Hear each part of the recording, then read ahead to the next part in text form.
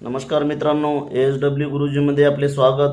आज आपण सराव पेपर 29च्या चालू घडामोडी आणि सामान्य ज्ञान या घटकाचे संपूर्ण विश्लेषण या व्हिडिओच्या माध्यमातून पाहत आहोत। व्हिडिओ शेवटपर्यंत पहा आणि आवडल्यास लाईक आणि शेअर करत जा। आणि माझे चॅनल ASW गुरुजीला सबस्क्राइब केले नसेल तर चॅनलला सुद्धा सबस्क्राइब करून घ्या। चालू घडामोडी आणि सामान्य ज्ञानमधील पहिला प्रश्न होता, विभाजनानंतर आंध्र प्रदेशची अमरावती राजधानी ही सारखी बनवली जाणार आहे। Shanghai, Singapore, Paris, New York. तर मित्रांनो, विभाजनानंतर म्हणजेच आंध्र प्रदेशचं विभाजन झालं आणि आंध्र प्रदेश राज्याचं विभाजन होऊन तेलंगणा आणि आंध्र प्रदेश असे दोन राज्य निर्माण झाले। त्यामध्ये तेलंगणाची राजधानी हैदराबाद तर आंध्र प्रदेशची राजधानी अमरावती ही असणार आहे। तर अमरावती ही आंध्र प्रदेश राज्याची राजधानी ही कृष्णा नदीच्या खोऱ्यात दक्षिणेकडे गुंटूर जिल्ह्यात आहे, लक्षात ठेवा। आणि अमरावती राजधानी ही सिंगापूर प्रमाणे बनवण्यात येणार आहे। पर्याय क्रमांक 2 उत्तर असणार आहे। त्यानंतरचा प्रश्न पहा, भारतीय नागरिकत्व कायदा केव्हा बनवण्यात आला? 1956, 1955, 1951, 1950। तर भारतीय नागरिकत्व कायदा विषयी आपण माहिती पाहूया मित्रांनो। घटनेच्या भाग 2 मध्ये कलम 5 ते 11 दरम्यान तरतुदी करण्यात आल्या भारतीय नागरिकत्वाच्या। कलम 11 अन्वये नागरिकत्वाबद्दल तरतूद करण्यात आल्या। संसदेने नागरिकत्व कायदा 1955 संमत केला। त्यामध्ये 1957, 1960, 1985, 86, 1992, 2003, 2005, 2015 मध्ये सुधारणा केलेल्या आहे। आपल्याला इथे प्रश्न कोणता लक्षात ठेवायचा? भारतीय नागरिकत्व कायदा केव्हा बनवण्यात आला? तर 1955 ला। पर्याय क्रमांक 2 उत्तर असेल। 78वा प्रश्न पहा, भारतीय राज्यघटनेच्या कोणत्या भागात मार्गदर्शक तत्वाचा समावेश करण्यात आला? पहिल्या भागात, दुसऱ्या भागात, तिसऱ्या भागात आणि चौथ्या भागात। आता पहा, इथे लक्षात ठेवा मित्रांनो की पहिल्या भागात काय आहे? तर पहिल्या भागात आहे मित्रांनो राज्यक्षेत्र व त्याचे नाव, राज्यक्षेत्र व त्याचे नाव।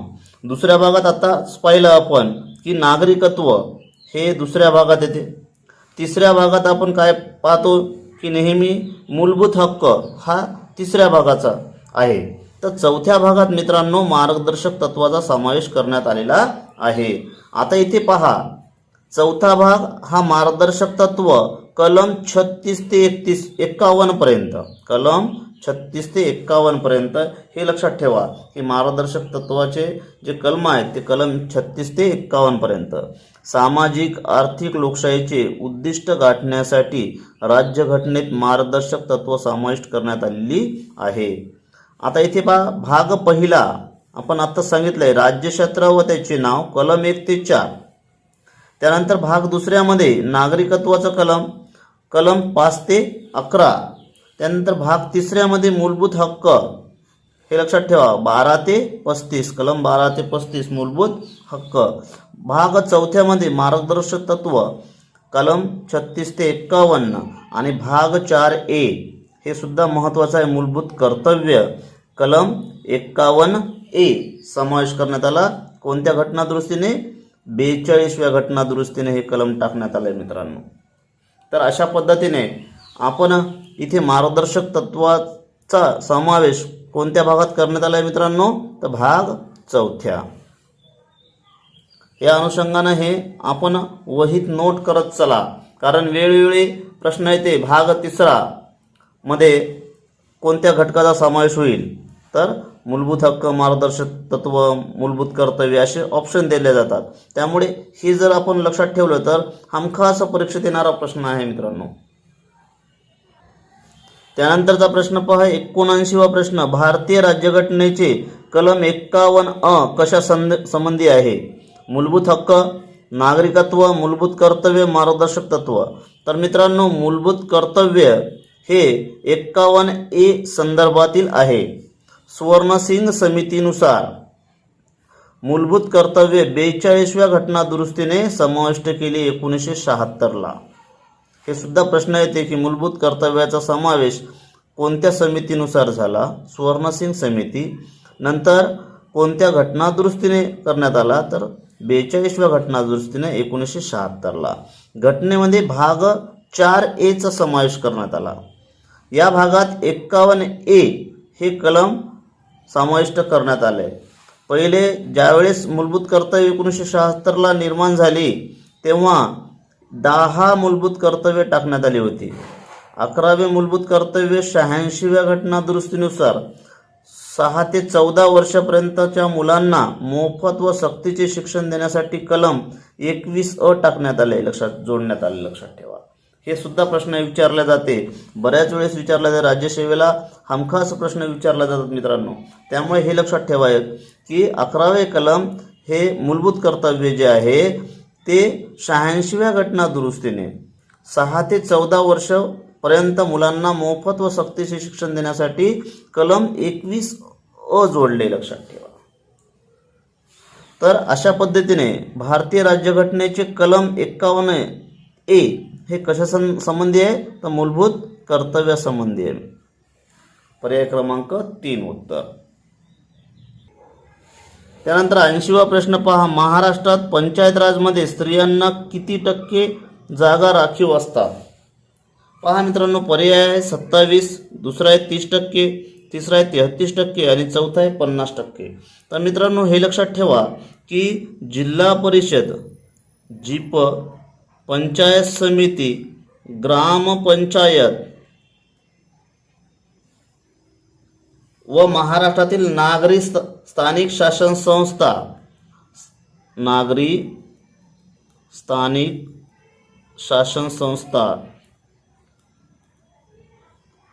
म्हणजेच नगर परिषद, महानगरपालिका या संस्थांमध्ये महिलांसाठी 50% व 27% जे आहे हे आहेत मित्रांनो. 27% जे आहे ते इतर मागासवर्गीय साठी राखीव ठेवण्यात आले. लक्षात ठेवा, हे 27% OBC म्हणजेच जिल्हा परिषद, पंचायत समिती, ग्रामपंचायत व महाराष्ट्रातील नागरी स्थानिक शासन संस्थांमध्ये महिलांसाठी 50%, तर 27% हे OBC म्हणजे इतर मागासवर्गीयांसाठी राखीव ठेवण्यात आलेले आहे.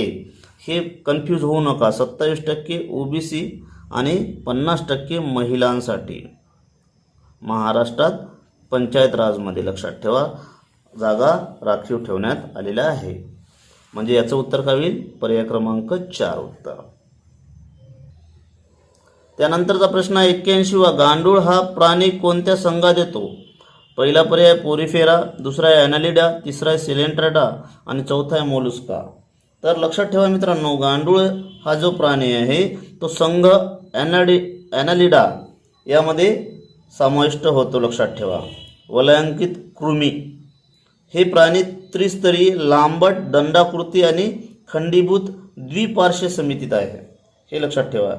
आणि गांडूळ हा प्राणी कोणत्या संघात येतो मग? तर ॲनालिडा. त्यानंतर 82वा प्रश्न पहा. राजश्री शाहू महाराज यांनी काढलेले पहिले वसतिगृह कोणते? पर्याय पाहूया. पहिला आहे लिंगायत बोर्डिंग, दुसरा आहे मिस क्लार्क बोर्डिंग, तिसरा आहे मुस्लिम बोर्डिंग आणि चौथा आहे व्हिक्टोरिया मराठा बोर्डिंग. तर शाहू महाराज यांनी सुरू केलेले शैक्षणिक वसतिगृह आपण पाहूया. तर मित्रांनो, पहिलं बोर्डिंग जे होतं ते Victoria Maratha boarding house 1901, Digambar Jain boarding 1901. हे दोन्ही 1901 असेल तरी पहिले जे बोर्डिंग आहेत ते व्हिक्टोरिया मराठा बोर्डिंग हाऊस आहे. लक्षात ठेवा, पहिले वसतिगृह कोणते काढले होते? Victoria Maratha boarding house 1901. Veerashaiva Lingayat विद्यार्थी वसतिगृह 1906ला, Muslim boarding 1906, miss Clark hostel 1908, दैवज्ञ शिक्षण समाज बोर्डिंग 1908 आणि श्री नामदेव बोर्डिंग 1908. हा प्रश्न येऊन गेलेला आहे. मिस क्लार्क बोर्ड हॉस्टेल हे शाहू महाराज यांनी कधी काढले होते? तर हे सन विचारलेले लक्षात ठेवा. त्यामुळे या अनुषंगानं आपण हे बोर्डिंगसुद्धा लक्षात ठेवले पाहिजेत, कारण महत्त्वाचं आहे सन आणि बोर्डिंग. तर आपण हे असं लिहून ठेवत जा मित्रांनो. एका ठिकाणी लिहिल्यानंतर आपल्याला ते वाचन करण्यास सोपे जाईल. त्यानंतर 83वा प्रश्न पहा मित्रांनो. विधवांच्या शिक्षणासाठी अनाथ बालिकाश्रम कोणी सुरू केले, कोणी स्थापन केले? तर पहिला पर्याय पंडिता रमाबाई, दुसरा आहे महर्षी कर्वे, तिसरा आहे सावित्रीबाई फुले आणि चौथा आहे शाहू महाराज. तर मित्रांनो हे लक्षात ठेवा, अनाथ बालिकाश्रम हे महर्षी कर्वे यांनी स्थापन केले. महर्षी कर्वे यांच्याविषयी आपण माहिती पाहूया. जन्म 18 एप्रिल 1858 रत्नागिरी येथे. शेरवली जे गाव आहे ते शेरवली आहे रत्नागिरी जिल्ह्यात. 1899 मध्ये अनाथ बालिकाश्रम पुण्यात सदाशिव पेठेत सुरू केले. विधवांच्या जगण्यास आत्मविश्वास निर्माण करण्याचे कार्य या अनाथ बालिकाश्रमद्वारे करण्यात आले. हे सुद्धा विचारू शकतात. त्यामुळे अनाथ बालिकाश्रम जे आहे त्याचं फक्त स्थापना कधी झाली आणि त्याचा उद्देशसुद्धा विचारू शकतात, लक्षात ठेवा. त्यामुळे उद्देशसुद्धा समजून घ्या. 1907 मध्ये महिला विद्यालयाची स्थापना, 1910 मध्ये निष्काम कर्म मठ, 1916 मध्ये महिला विद्यापीठ आणि 1944 मध्ये समता संघाची स्थापना केली. 1955 मध्ये पद्मविभूषण व 1958 मध्ये भारतरत्न पुरस्काराने महर्षी कर्वे यांना गौरवण्यात आलं होतं, लक्षात ठेवा. हे खूप महत्त्वाचं आहे की पद्मविभूषण आणि भारतरत्न महर्षी कर्वे यांना देऊन कधी गौरवण्यात आलं, तर हे सुद्धा महत्त्वाचं आहे मित्रांनो. निष्काम कर्म मठ बऱ्याच वेळेस विचारते, समता संघाची स्थापना बऱ्याच वेळेस विचारले जाते. त्यामुळे आणि महिला विद्यापीठाची स्थापना सुद्धा विचारले जाते. त्यामुळे हे असे जे पॉईंट आहे ते आपण लिहून घेत चला. त्यानंतर 84वा प्रश्न पहा मित्रांनो, गांधीजींनी असहकार थांबवण्याचे कारण काय? असहकार चळवळ 1920 ला चालू झाली, ती थांबवण्याचे कारण काय होते? चोरी चौरा घटना, गांधीजींना अटक, पहिले महायुद्ध आणि काँग्रेसचा विरोध.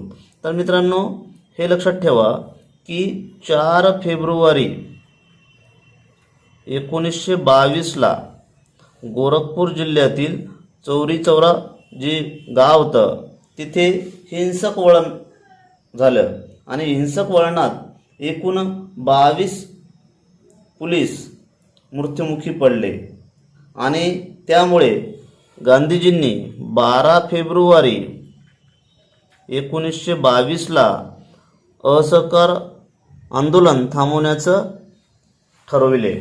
असहकार चळवळ कधी थांबवण्यात आली? तर 12 फेब्रुवारी 1922 ला. आणि त्याचं कारण काय होतं? चौरी चौरा घटना.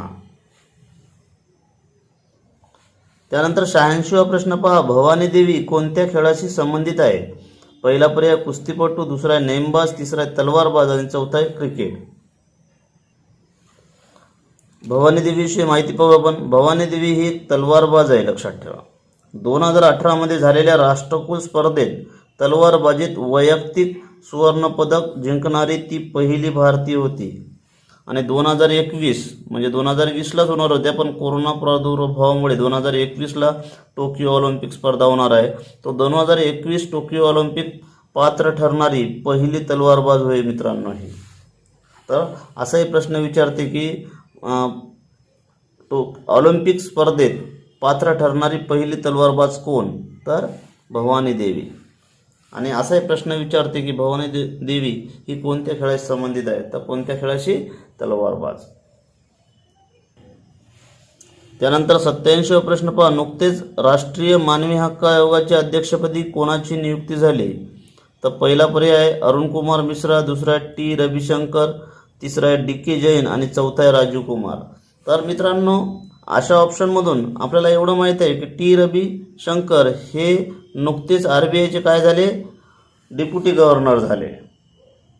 राजीव कुमार हे नीती आयोगाचे उपाध्यक्ष आहेत आणि अरुण कुमार मिश्रा हे नुकतेच राष्ट्रीय मानवी हक्क आयोगाचे अध्यक्षपदी त्यांची नियुक्ती झाली, लक्षात ठेवा. अरुण कुमार मिश्रा. आणि राष्ट्रीय मानवी हक्क आयोगाची स्थापना 1993 ला झाली होती मित्रांनो. हे सुद्धा आपण नोंद करून घ्या. एक अध्यक्ष आणि 4 सदस्य राष्ट्रीय मानवी हक्क आयोगात राहतात. त्यानंतर 88वा प्रश्न पहा, जिंकून हरलेली लढाई हे पुस्तक कोणाचे? पहिला पर्याय सदानंद देशमुख, दुसरा आहे अनिल देशमुख, तिसरा आहे रत्नाकर देशमुख आणि चौथा आहे सचिन वाझे. तर मित्रांनो लक्षात ठेवा, हा प्रश्न महत्त्वाचा आहे. जिंकून हरलेली लढाई हे पुस्तक कोणाचं आहे? सचिन वाझे. पर्याय क्रमांक 4 उत्तर. त्यानंतर 89वा प्रश्न पहा. कोणत्या कलमानुसार विधानसभेच्या सदस्याशिवाय मुख्यमंत्र्याची शपथ घेता येते? हे प्रश्न खूप महत्त्वाचा आहे की कोणत्या कलमानुसार विधानसभेच्या सदस्याशिवाय, म्हणजे विधानसभेचा सदस्य नाही आणि त्याशिवाय मुख्यमंत्री शपथ घेता येते. आता हा प्रश्न आत्ताच निर्माण झालेला आहे. पश्चिम बंगाल राज्यात ममता बॅनर्जी ह्या विधानसभेच्या सदस्य नाहीत, लक्षात ठेवा, आणि तरीही मुख्यमंत्र्याची शपथ त्यांनी घेतलेली आहे. तर लक्षात ठेवा मित्रांनो की जे कलम आहे, कोणत्या कलमानुसार विधानसभेच्या सदस्याशिवाय मुख्यमंत्री शपथ घेता येते, तर 164(4). हे लक्षात असू द्या. किती? 164(4). कारण आत्ताच प्रश्न उद्भवला होता पश्चिम बंगालमध्ये, त्यामुळे आपल्याला असा प्रश्न क्रिएट होऊ शकतो आणि असा जर प्रश्न आला तर आपला हे जे प्रश्न आहे ते चुकणार नाही. याचं उत्तर लक्षात ठेवा 164(4). त्यानंतर 90वा प्रश्न पहा. हिमालयातील खिंड जेलपला व नथुला कोणत्या राज्यात आहे?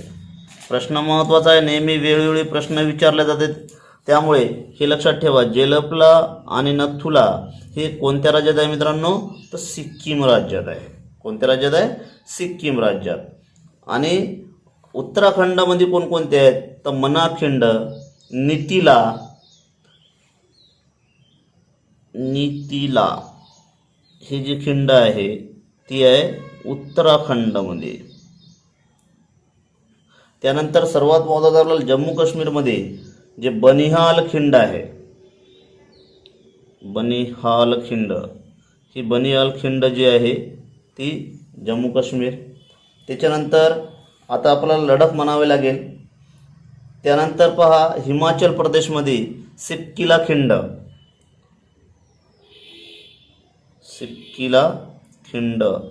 ही जी आहे ही आहे हिमाचल प्रदेशमध्ये. रोहतांग खिंड, पुन्हा रोहतांग खिंड. हे जी खिंडी आहेत ते एका नकाशाच्या माध्यमातून तुम्ही समजून घ्या मित्रांनो, कारण वेळोवेळी हा प्रश्न विचारला जाते. त्यामुळे ही खिंडी जेव्हा आपण तयारी करतो, आपण या खिंडीचा अभ्यास करतो, तेव्हा पाठांतर करण्यापेक्षा ते समजून घेतल्या तर खूप चांगलं राहते. लक्षात ठेवा. दिहांग खिंड, ही दिहांग खिंड कुठे आहे? तर ही आहे अरुणाचल प्रदेशमध्ये, दिहांग खिंड. तर अशा पद्धतीने मित्रांनो आपण खिंडीविषयी माहिती एका ठिकाणी संग्रहित करा, त्यामुळे आपले प्रश्न चुकणार नाही. तर हिमालयातील खिंड जेलपला खिंड आणि नथुला खिंड कोणत्या राज्यात आहे? सिक्कीम राज्यात आहे. त्यानंतर 91वा प्रश्न पहा. महाराष्ट्र शासन किती वर्षावरील झाडांना प्राचीन वृक्ष हेरिटेज ट्रीचा दर्जा देणार आहे? तर मित्रांनो प्राचीन वृक्ष हेरिटेज ट्रीचा दर्जा पहा. 50 वर्ष किंवा त्याहून अधिक वयाचे वृक्ष हे प्राचीन वृक्ष म्हणून परिभाषित केले जाईल. 50 वर्षावरील झाडांच्या जतनाचा निर्णय राज्यभरातील शहरामधील प्राचीन वृक्षांना संरक्षण या निर्णयापासून होणार आहे. लक्षात ठेवा. प्रश्न हा विचारू शकते कारण नुकताच निर्णय घेतलेला आहे, त्यामुळे हे लक्षात ठेवा. प्राचीन वृक्ष हेरिटेज ट्रीचा दर्जा किती वर्षावरील झाडांना देण्यात येणार आहे? तर 50 वर्षावर. पर्याय क्रमांक 2 उत्तर. त्यानंतर 92वा प्रश्न पहा. डॉक्टर पंजाबराव देशमुख योजनेअंतर्गत महाराष्ट्र शासन शेतकऱ्यांना किती रकमेपर्यंत बिनव्याजी कर्ज देणार आहे? तर 1 लाख, 2 लाख, 3 लाख, 2.5 लाख. तर मित्रांनो पंजाबराव देशमुख व्याज सवलत योजना आहे. या अंतर्गत लक्षात ठेवा, पंजाबराव देशमुख व्याज सवलत योजनेअंतर्गत पीक कर्जाची नियमित परतफेड करणाऱ्या शेतकऱ्यांना आता 3 लाखापर्यंत बिनव्याजी कर्ज देण्याचा निर्णय राज्य मंत्रिमंडळाच्या बैठकीत घेण्यात आला आहे. किती लाखापर्यंत मित्रांनो? 3 लाखापर्यंत. मित्रांनो लक्षात घ्या की प्रत्येक गोष्ट ही ऑब्जेक्टिव्ह पाठ करण्यापेक्षा ती समजून घ्या आणि विस्तृत माहिती घ्या. जेव्हा तुम्ही विस्तृत माहिती घेसाल तेव्हा ह्या गोष्टी सहज समजतील. फक्त ऑब्जेक्टिव्ह जर पाठ केलं तर काही काळपर्यंत तुम्हाला लक्षात राहील, परंतु डिस्क्रिप्टिव्ह जर तुम्ही समजून घेतलं सगळं तर चिरकाल लक्षात राहील तुमच्या. त्यानंतर 93वा प्रश्न पाहूया. सुंदरलाल बहुगुणा यांनी चिपको आंदोलनाला सुरुवात केव्हा केली? तर पहा, नुकतेच निधन झाले. सुंदरलाल बहुगुणा यांचे नुकतेच निधन झाले 21 मे 2021ला. आणि त्या अनुषंगानं चिपको आंदोलन म्हणजे काय आपल्याला सर्व माहीत आहे, परंतु ते सगळं ठेवतात बाजूला आणि आंदोलनाला सुरुवात कधी केली? 1973ला. तर पर्याय क्रमांक 1 उत्तर राहील. प्रसिद्ध पर्यावरणवादी होते, चिपको आंदोलनाचे प्रणेते होते. 1973मध्ये जंगले व झाडे वाचवण्यासाठी, झाडे तोडण्यास आलेल्या कामगारांना थोपविण्यासाठी झाडांना मिठी मारून चिपकण्याची कल्पना जनतेला दिली. जे कोणी झाडे तोडत होते कामगार, त्यावेळेस झाडांना मिठी मारायची ही कल्पना जनतेला दिली होती. टेहरी धरणास त्यांचा विरोध होता. 1995मध्ये ते धरण होऊ नये म्हणून 45 दिवसाचे उपोषण केले. आणि पुरस्कार पहा, पद्मविभूषण 2008 मध्ये त्यांना पुरस्कार देऊन गौरविण्यात आलो. लक्षात ठेवा, पद्मविभूषण 2008. आणि सर्वात महत्त्वाचं काय आहे की 1973मध्ये जंगले व झाडे वाचवण्यासाठी, झाडे तोडण्यास आलेल्या कामगारांना थोपविण्यासाठी झाडांना मिठी मारून चिपकण्याची कल्पना जनतेला दिली होती. त्यालाच आपण चिपको आंदोलन म्हणतो. त्यानंतर 94वा प्रश्न पहा. दक्षिण भारतामध्ये सर्वात उंच शिखर कोणते आहे? K2, दोडाबेट्टा, तिसरा आहे गुरु शिखर आणि अन्नाईमुळे. इथे काय विचारलं? दक्षिण भारतामध्ये, म्हणजे हे ऑप्शन कटलं आहे आणि हे ऑप्शन तर कटलंच, कारण हे उत्तर भारतामध्ये आहे. तुम्हाला ऑप्शनसुद्धा शॉर्टिंग करता आली पाहिजे. आणि दक्षिण भारतामध्ये सर्वात उंच शिखर कोणतं आहे? अन्नाईमुळे. पर्याय क्रमांक 4 उत्तर. त्यानंतरचा 95वा प्रश्न पहा. नीती आयोगाचे अध्यक्ष खालीलपैकी कोण असतात? पहिला पर्याय भारताचे राष्ट्रपती, दुसरा आहे भारताचे पंतप्रधान, तिसरा आहे भारताचे महान्यायवादी आणि चौथा आहे लोकसभा सभापती. तर मित्रांनो, नीती आयोगाविषयी आपण माहिती पाहूया. NITI Aayog NITI, national institution for transforming India. याचं जे हे सुद्धा विचारतात लॉंग फॉर्म काय आहे, तर national institution for transforming India. आणि स्थापना झाली होती 1 जानेवारी 2015. नियोजन आयोगाची जागा आता नीती आयोग घेणार, लक्षात ठेवा. नीती आयोगाचे अध्यक्ष पंतप्रधान असतात. नीती आयोगाचे अध्यक्ष कोण असतात? पंतप्रधान.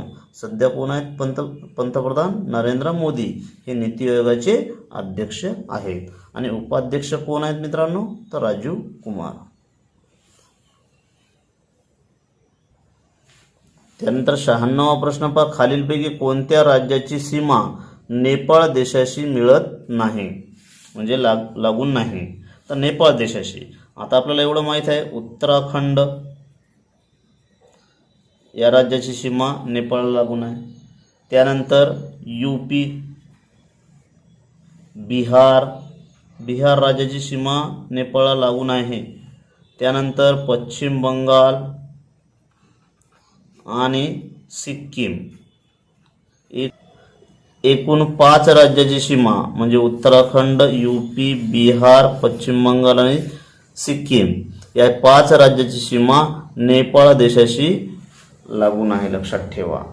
म्हणजेच इथे आता ऑप्शन कोणता नाही आहे, तर आसाम.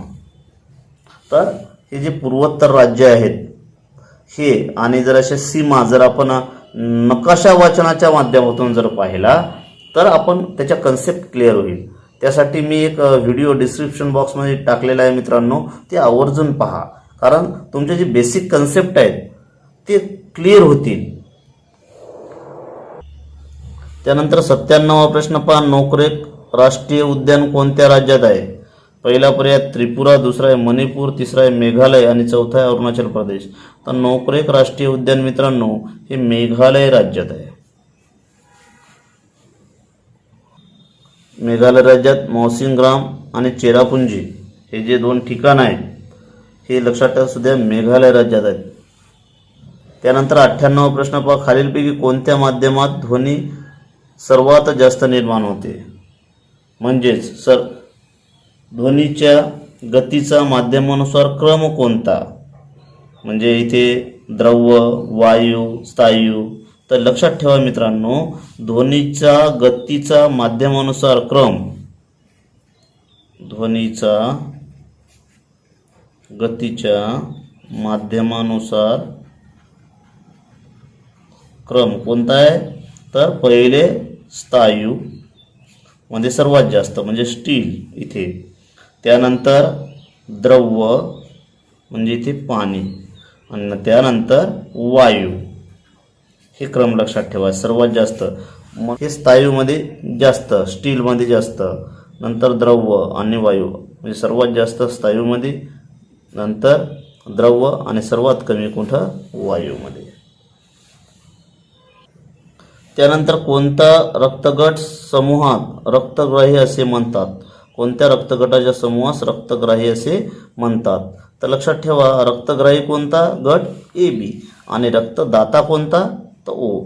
कारण ओ गटातील जे व्यक्ती असते त्यांना सर्व रक्त गट जे असणारे आहेत त्यांना रक्त देता येते, परंतु ए बी रक्तगटवाल्याला फक्त ए बीच रक्तगटाचीच रक्त घेता येते, त्यामुळे त्याला रक्तग्राही म्हणतात.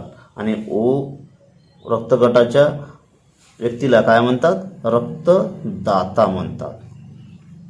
हे लक्षात असू द्या, हे रक्तग्राही, हे रक्तदाता. त्यानंतर 100वा प्रश्न पहा, कोपा अमेरिका 2019चा विजेता देश कोणता होता. नुकताच कोपा अमेरिका स्पर्धा चालू आहेत मित्रांनो, त्यामुळे या प्रश्नाचं महत्त्व तेवढंच आहे, कारण मागचा विजेता विचारू शकतात, आणि आता तर जे सामने चालू आहे त्याच्यावर सुद्धा प्रश्न निर्माण होऊ शकतो. जे लेटेस्ट इव्हेंट आहे ते आपण लिहित चला, डायरीत लिहित चला, कारण ह्या गोष्टी आपल्याला जेव्हा परीक्षेच्या वेळेस खूप कामी येत राहतात. त्यामुळे कोपा अमेरिका जे आहे 2019चा विजेता कोण होता मित्रांनो, तर ब्राझील होता. पर्याय क्रमांक 4 उत्तर. आता या संदर्भात आता कोपा अमेरिका स्पर्धा चालू आहे त्यावेळेस खेळाडू सुद्धा विचारतात, मॅराडोना कोणत्या देशाचा होता, रोनाल्डो कोणत्या देशाचा आहे. ह्या अशा जे खेळाडू आहेत प्रसिद्ध त्यांचे सुद्धा देश विचारतात किंवा कोणत्या क्लबकडून खेळतात. तर मित्रांनो, अशी माहिती आपण एका ठिकाणी संग्रहित करत चला. तुलनात्मक अभ्यास केला की बऱ्याच गोष्टी आपल्याला क्लिअर होतात. लक्षात ठेवा, 1 लाईन सेंटेन्स कमीत कमी वाचा आणि तुलनात्मक अभ्यास करा आणि विस्तृत अभ्यास करा. तर मित्रांनो, इथे आपण 76 ते 100 पर्यंतचे प्रश्न पाहिलेले आहे. हा व्हिडिओ तुम्हाला नक्कीच आवडला असेल. आवडल्यास लाईक आणि शेअर करा आणि माझे चॅनल ASW गुरुजीला सबस्क्राईब करा. धन्यवाद.